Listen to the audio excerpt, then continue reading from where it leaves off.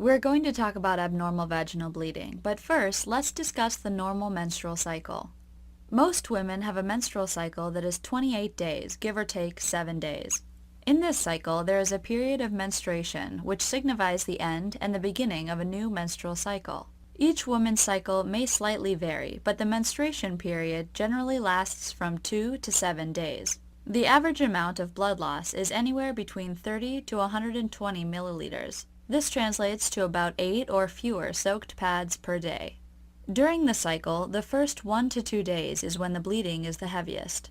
If abnormal vaginal bleeding occurs, there is bleeding at times other than the normal menstruation period, or the menstruation period is extremely heavy. Your evaluation of abnormal vaginal bleeding really depends on your history and symptoms of the bleeding, as well as your physical exam.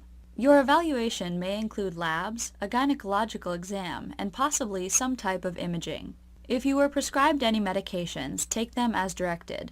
It is important not to smoke if you are prescribed any type of birth control, as smoking increases your risk of developing blood clots.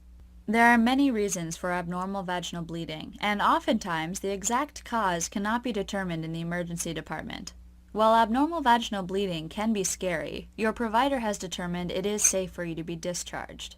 You will need to have a close follow-up with an OB/GYN doctor, as you may need further evaluation and testing.